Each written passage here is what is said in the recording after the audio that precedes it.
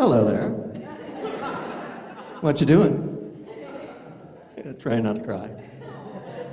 I was sitting out there, Casey, and thinking that, a lot of lay people may not know that an ordination is pretty much the Academy Awards for clergy. I mean, the gowns, the hair, the concealer, right? Oh. We are the music makers. We are the dreamers of dreams. So Casey and I met exactly 10 years ago while dreaming together. Every night, Casey would hold her feather duster, remember this? And I would look deeply into her eyes, and she would look into mine, and soon she would find herself hypnotized. That's right. Now, this all happened on stage in a production of Dracula. So there we were this October, exactly 10 years ago, a whole decade ago. We're not any older, though, which is amazing, but I played Dracula, and Casey was the unfortunate housemaid who was hypnotized under Dracula's spell. And our scenes together were, well, they were pretty ridiculous, really, Casey, if we think about it. But we did dream them together, and we believed them together while we were dreaming them together. All theater is like a dream in a way. The actors and the director and the crew start the dream together.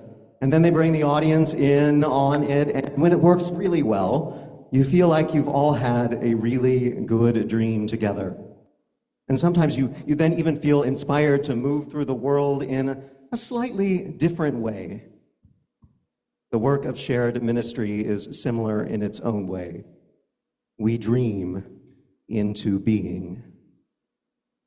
Now, one concern I've had over the years as after this production was over and Casey started coming to the Unitarian Universalist congregation in Fullerton, where I was the minister, was I was worried that perhaps she had remained hypnotized under Dracula's spell. I mean, it's possible, right? Maybe we were too effective in that show. But no, actually, we have a lot of proof that you have been fully awake on this journey. This journey that brings you to this sacred space where you have indeed been fully awake. We've been beside Casey as she's moved through personal loss and grief, moved through the journey of joining a congregation, moved through multiple part-time jobs and hair colors, right?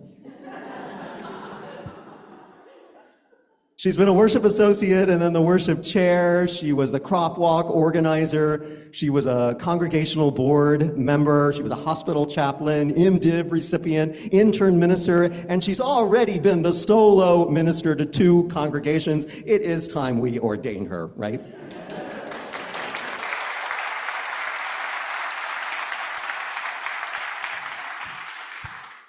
And this has been a dream, a big dream. But it's not the dream. The dream is bigger even than this. We are the music makers. We are the dreamers of dreams, wandering by lone sea breakers and sitting by desolate streams. Now, the other part of the Dracula story that I will tell you is that one rehearsal night, we were sitting in the theater, and Casey, and with good reason actually, she started ranting about the damage that organized religion had done to everything from women's rights to queer liberation, right? You remember those? And then she asked me, well, what do you do for a living?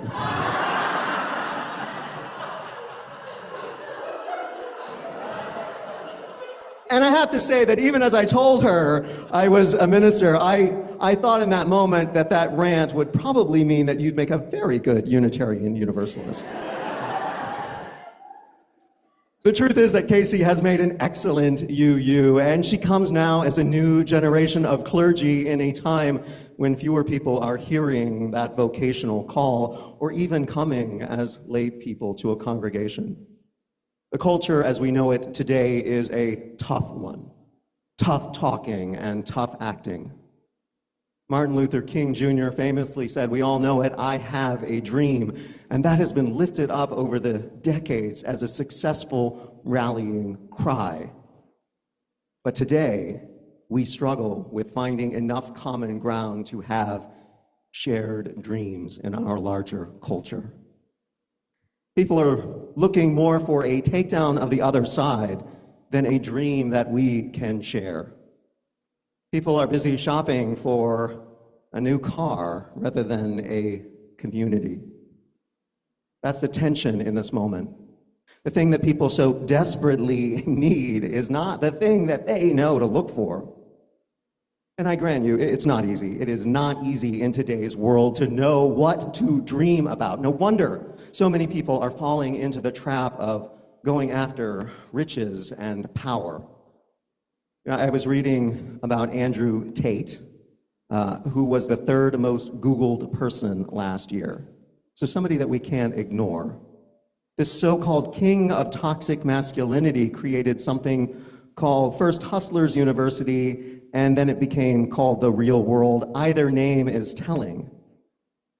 Tate was also arrested for human trafficking. But he had, and he continues to have, millions and millions of followers, including a lot of young men, mostly young men. And so I asked myself, what are they finding in this mix of get rich quick, everyday misogyny, and machismo? Journalist Callan Maggie says he found the usual hate-based stuff among Tate's followers when he infiltrated them, but there were also people like this young man who said, I live paycheck to paycheck from my mom and dad, from their low salary, and I am sick of it. I don't want to live my life like that. And I want to give back to my parents for their sacrifices. Unless we think this is just a young white male phenomenon, Vice did a story recently about Karim Mahmoud, a 25-year-old Cairo student who talked about how he left this cult-like atmosphere of Tate's community. And he wasn't alone. He was one of millions of digitally groomed young people who come from poor backgrounds in so-called developing countries looking for some reason to hope, to have community in our world. Now, we may find great fault, and we do, in the methods of these political and social cultists who we are all too familiar with these days. But I have to acknowledge that they do three things pretty well. One, they get their message out there. Two, they make it easy for people to join. And most importantly, they hook people, often people desperate in some way, into a dream, albeit a problematic one that we might even characterize as a nightmare. Langston Hughes famously asked, what happens to a dream deferred? You know this one, right? What happens to a dream deferred? Does it dry up like a raisin in the sun or fester like a sore and then run? Does it stink like rotten meat or crust and sugar over like syrupy sweet? Maybe it just sags like a heavy load. Or does it explode? Lorraine Hansberry ran with this poem in her now classic play, A Raisin in the Sun, showing through the experiences of a black family in mid-century America that people have to dream and have a chance to bring their dreams into being. It's necessary for survival. So there's urgency here. And today, KC is answering the call to help rise up against these nightmares and do the work of dreaming together again. And not just dreaming, but dreaming into being. We are the music makers. We are the dreamers of dreams, wandering by lone sea breakers and sitting by desolate streams. You know, at one congregation I served several years back, I was standing in the social hall after the service with a woman who was a member of the welcome team. And around us bustled the movements on Sunday morning. You look lonely up here, so I'm going to sit here next to you. But around us bustled the movements of Sunday morning, chatting people drinking their coffee, tables devoted to social justice and spiritual programming. And the two of us, me and this woman from the welcome team, we stood next to each other silently, just taking in all this warm hustle and bustle happening in that room. And then this woman leaned over to me and she said, "I remember when this was a dirt lot. A few of us came here and we stood here and we looked around and said, wouldn't it be wonderful if we could have a space, a big building right here where we could gather?" Started off as a dream, but then we realized that we could actually do it. We could dream it into being. And so we did. I've never forgotten that moment. I think what struck me was how she didn't tell me about the nuts and bolts of everything, about how they funded it or what the construction process was like. Instead, she evoked for me in that brief conversation the feeling of what it was like when that dream was born. And she captured the wonder and the reality that people can actually bring a dream into being. So our Unitarian Universalist president, Sophia Betancourt, just edited a book that came out very recently called Love at the Center. And it's an important book for our community.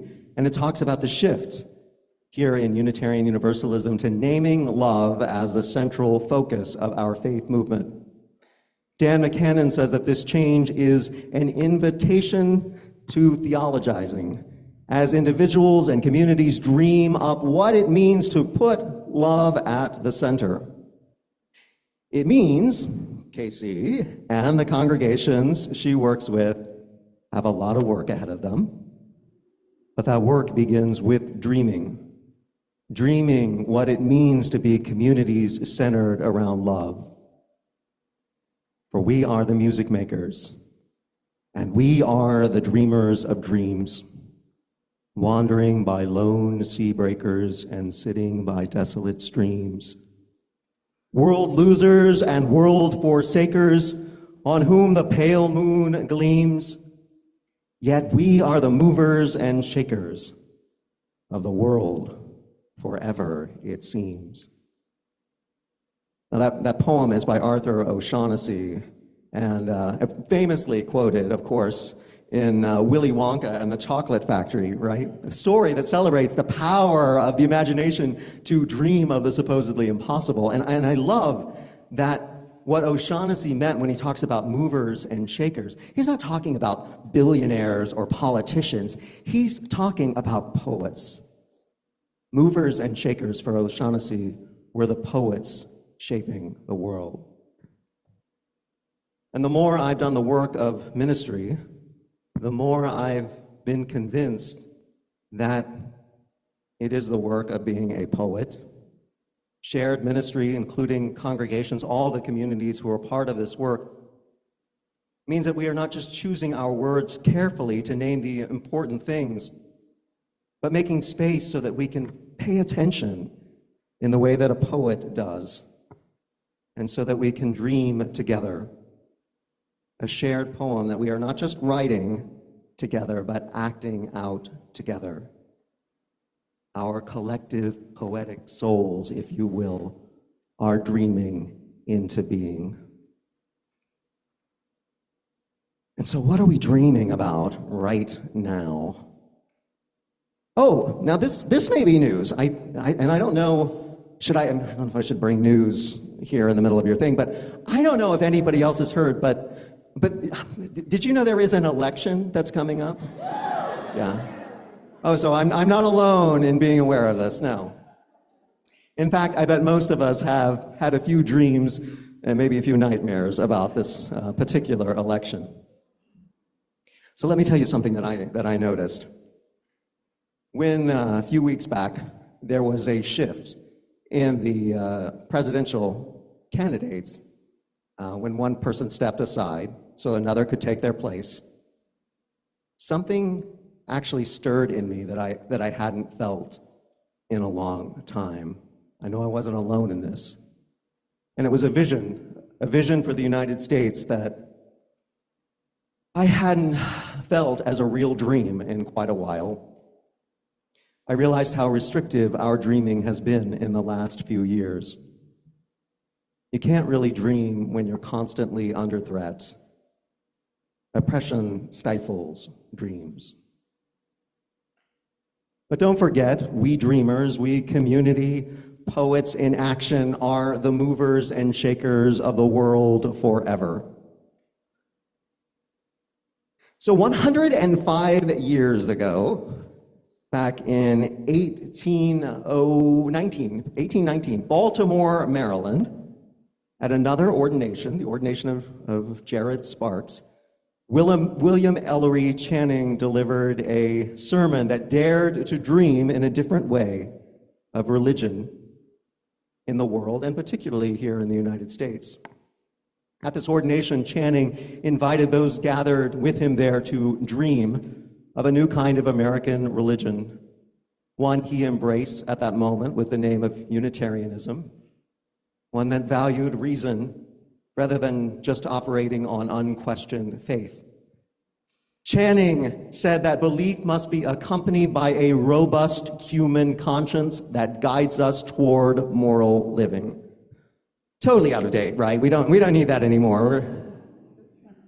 No reason and morality. This is still a dream here in the United States, a dream in the world, a dream we need to dream, poised on this presidential election in a world riddled with war and injustice. It's clear that we are still in desperate need of widespread religious and philosophical ideas that build up the human conscience, the human moral compass.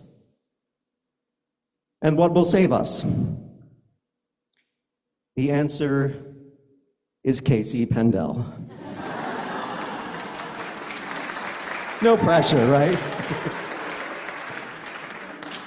But don't worry, Casey, you're not doing it alone. Your ministry is built on the foundation of William Ellery Channing and Olympia Brown and countless Unitarian and Universalist activists, congregants, and clergy. And your ministry will grow with the support of your home congregation here in Fullerton, your internship congregation Tapestry, your previous congregation at Anaheim, and now your current congregation at Summit. Alongside all of these congregations, countless other folks will dream with KC in the future. Together, you'll dream something into being that moves us all just a little bit closer to the beloved community. And that movement, no matter how slow or small, is ultimately what will save humanity. It's the motion that matters, not the speed. And will this be easy? No, it's going to be hard for everyone. It is hard for everyone. Here we sit with understandable existential anxiety about this upcoming election. But we also sit in this space in celebration of KC, even while letting our imaginations soar and dream so that we can bring the next moment into being, a moment characterized by more joy, more justice, more love. And we also remind ourselves that even as we dream, we have to be present to this moment, the reality of this divine moment. The work of shared ministry, the work Casey is doing and will do, invites us to both savor the now and the dream. And someday, the now and the dream will perhaps become one, brought into being by people with care and intentionality. So let us be and continue to be the music makers. Let us continue to be the dreamers of dreams. Let us continue to be the movers and shakers, the poets of action, changing the world through love's expansive and transformative imagination.